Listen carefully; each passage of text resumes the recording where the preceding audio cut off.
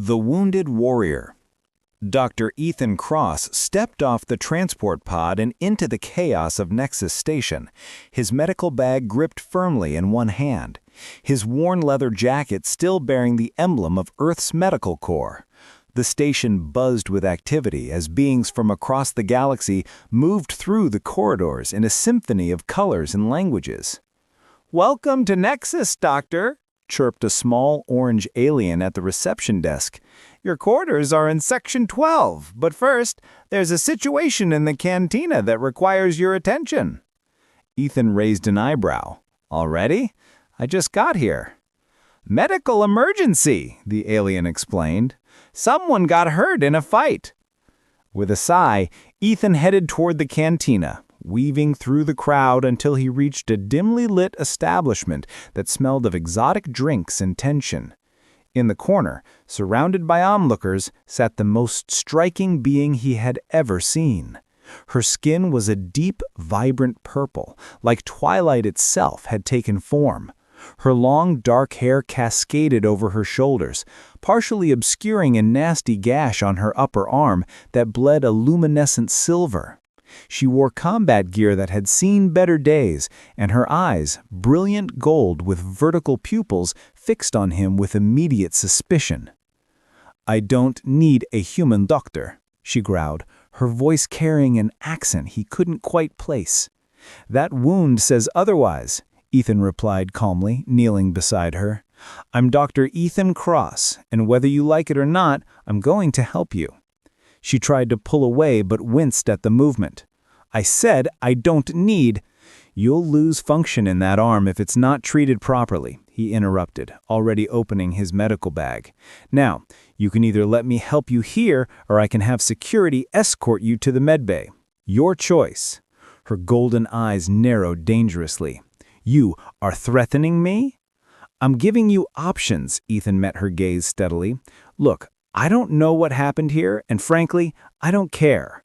What I care about is that you're injured and I can fix it." Something in his tone must have convinced her, because she reluctantly extended her arm. "Make it quick." As Ethan worked, cleaning and sealing the wound with practiced efficiency, he couldn't help but notice the way her muscles tensed under his touch, not just from pain, but from something else. Distrust, maybe even fear. "What's your name?" he asked, trying to distract her from the procedure. "Kira," she said after a moment's hesitation. "Kira Valen." "Well, Kira Valen, you're lucky this didn't hit the main nerve cluster." He applied the final layer of synthetic skin. "Keep it clean and dry for 48 hours. She examined his work, surprise flickering across her features. "You actually know what you are doing." "I've treated dozens of species, purple-skinned warriors included." For the first time, Kira's expression softened, just barely. "Thank you, Dr. Cross." "Call me Ethan," he said, packing up his supplies. As he stood to leave, Kira caught his wrist, her grip strong but not painful. "Why did you help me? Humans and my people aren't exactly friendly." Ethan looked down at her hand, then into those fierce golden eyes. "Because everyone deserves to be helped, regardless of politics." Breaking through barriers. 3 days passed before Ethan saw Kira again. He was in the station's small botanical garden, a sanctuary of earth plants that reminded him of home, when her shadow fell across his bench. "Your work held up," she said without preamble, extending her arm to show the healed skin. Ethan looked up from his datapad, genuinely pleased. "Good, I'm glad." Kira shifted her weight, clearly uncomfortable. "I came to say thank you, properly this time." "You already thanked me," Ethan replied, gesturing to the empty space beside him. "But you're welcome to sit if you'd like." She hesitated, then lowered herself onto the bench, maintaining a careful distance. "I wasn't exactly gracious the other night." "You were injured and suspicious. I've seen worse reactions." "Still, I misjudged you," Kira admitted, her golden eyes studying the birth plants around them. "Most humans I've met were either afraid of me or wanted something from me." "And what do you think I want?" Ethan asked curiously. "I don't know yet," she answered honestly. That's why I came back. Ethan smiled at her directness. Fair enough. So tell me about yourself, Kira Valen.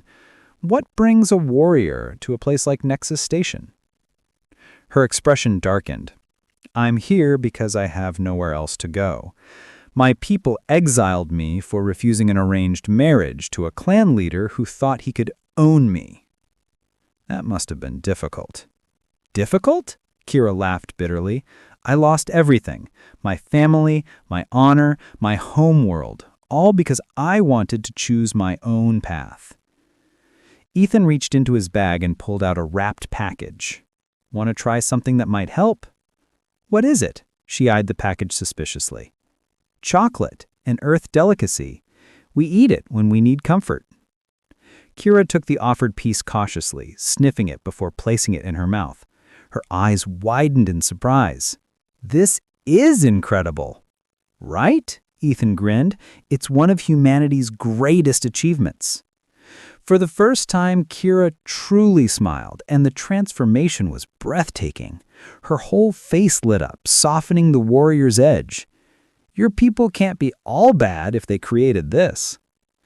We have our moments, Ethan agreed, offering her another piece. They sat in comfortable silence for a while, sharing the chocolate and watching the artificial rain system water the plants.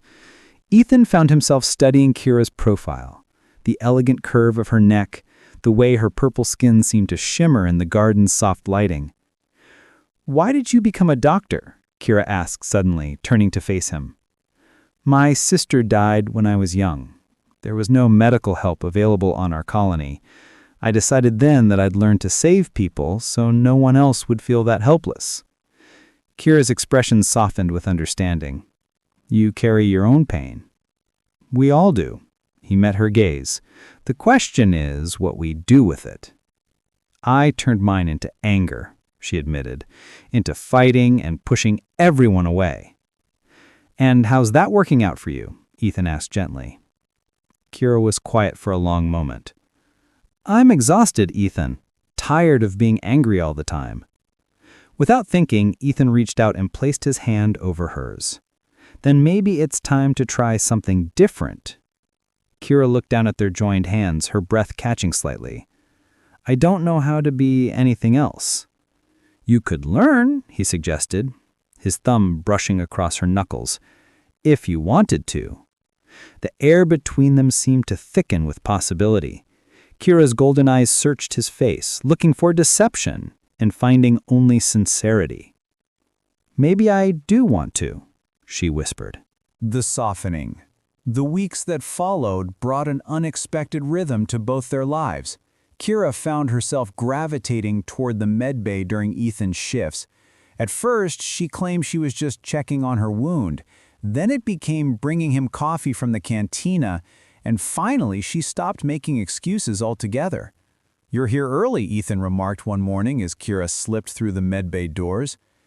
Couldn't sleep, she admitted, settling into the chair beside his desk. Too many memories. Ethan set down his medical reports and turned to face her fully. Want to talk about it? Kira pulled her knees up to her chest, a vulnerable posture he'd never seen from her before. I keep dreaming about my homeworld, about my family. In the dreams, they welcome me back, but then I wake up and remember they chose tradition over me. Their loss, Ethan said firmly, moving to sit beside her. You're remarkable, Kira. She laughed softly. Remarkable? Most people call me dangerous. You can be both. He reached out, gently tucking a strand of dark hair behind her ear, his fingers lingering against her purple cheek. Kira's breath hitched at the touch, her golden eyes meeting his. You're not afraid of me. Should I be? Ethan asked, his voice dropping lower. Everyone else is. She leaned into his touch. Even the ones who pretend they're not. But you've never flinched, never hesitated. Because I see you, Kira. Ethan cupped her face with both hands now. Not the warrior everyone expects, not the exile, just you. Tears welled in her eyes. I don't know how to be soft, Ethan. My people raised me to be strong, to never show weakness. Softness isn't weakness, he whispered, his forehead resting against hers. takes more courage to be gentle than it does to fight." "Teach me," Kira breathed, her hands coming up to grip his shirt. "Show me how to be gentle." Ethan's answer was to close the distance between them, his lips meeting hers in a kiss that was tender and exploring. Kira stiffened for just a moment before melting into him, her fierce warrior's instincts giving way to something sweeter. When they finally pulled apart, both breathing heavily, Kira's eyes were wide with wonder. "I've never felt anything like that." "Neither have I," Ethan admitted, his thumb tracing her lower lip. Over the following days, Kira's transformation became evident to everyone on the station. The sharp edges that had defined her began to soften. She smiled more, laughed at jokes in the cantina, even helped a lost child find their parents without a single growl or complaint. "What happened to you?" demanded Zeke, a gruff security officer who'd known Kira since her arrival. "You're acting different." "Maybe I'm just tired of being angry," Kira replied, but her eyes sought out Ethan across the corridor. That evening, Ethan invited her to his quarters for the first time. The space was modest but warm, filled with books and photographs from Earth. Soft music played from a speaker in the corner. "This is nice," Kira said, examining a photo of Ethan with his family. "Peaceful." "I wanted to show you something." He moved behind her, his arms encircling her waist. "Close your eyes." Kira obeyed, leaning back against his chest. She felt him place something soft in her hands. "Open them." It was a small purple flower, bioengineered to match the exact shade of her skin. "Ethan!" He had it created specially, because you deserve to see beauty that reminds you of yourself. Kira turned in his arms, the flower clutched carefully in one hand, tears streaming down her purple cheeks. "No one has ever done something so thoughtful for me." "Then they were all fools." Ethan kissed her tears away, tasting the salt on her skin. This kiss was different from their first, deeper, more urgent. Kira's hands tangled in his hair as she pressed herself against him, all the loneliness and pain of her exile channeling into desperate need. Ethan lifted her effortlessly, carrying her to his bed where he laid her down with reverence. "Are you sure?" he asked, hovering over her. "I've never been more sure of anything." Kira pulled him down to her. "Make me forget everything but this moment. Make me feel whole again." Love blooms. The transformation in Kira became the talk of Nexus Station. The fierce warrior who once sent 3 security guards to the medbay now volunteered at the Children's Center, reading stories with surprising gentleness. "I never thought I'd see the day," Zeke commented to Ethan in the cantina. "She's actually smiling at people." Ethan watched Kira across the room, her purple skin glowing under the lights as she laughed with a group of traders. Love changes people. "So it's true then, you two are together." "We are," Ethan confirmed proudly. But not everyone celebrated their relationship.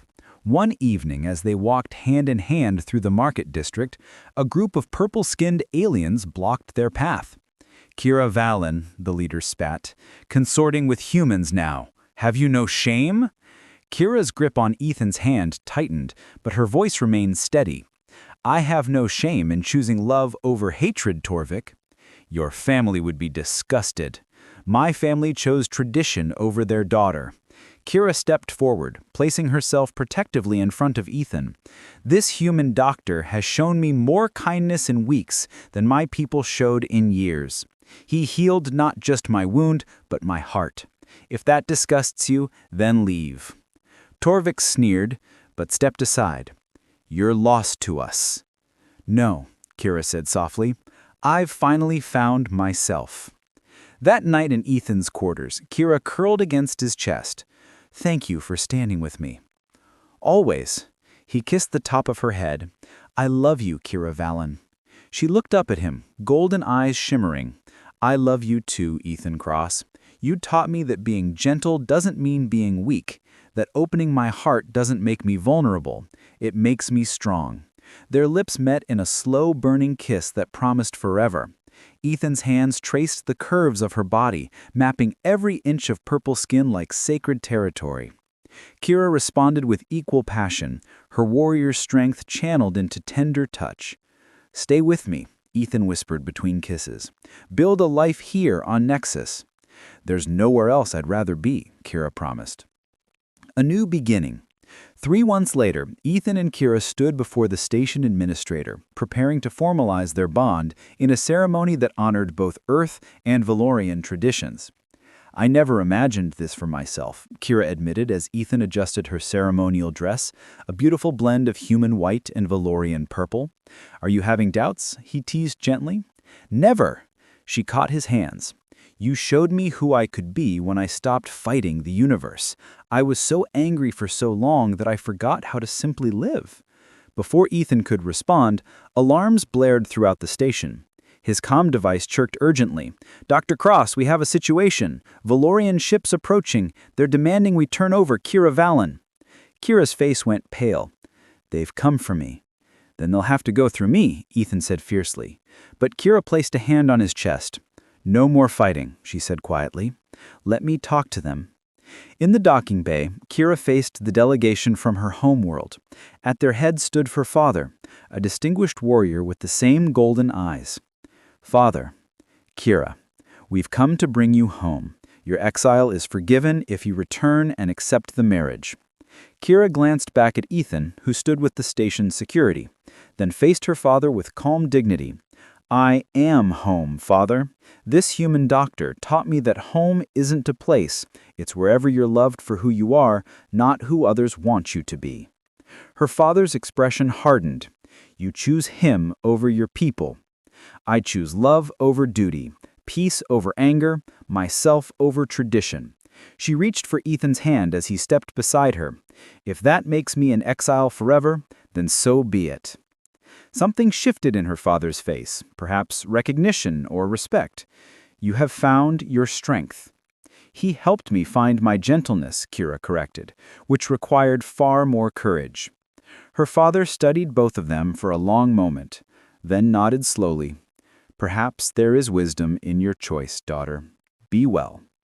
As the Valorian ships departed, Kira collapsed into Ethan's arms. "I thought I'd lost you." "Never." He held her tight. "We're building something new here, together." 6 months later, the medbay had a new assistant, a purple-skinned woman with gentle hands and a gift for calming frightened patients. Kira had traded her warrior's path for a healer's calling, working alongside the man who had transformed her life. "Ready to go home?" Ethan asked as their shift ended. Kira smiled that radiant smile that still took his breath away.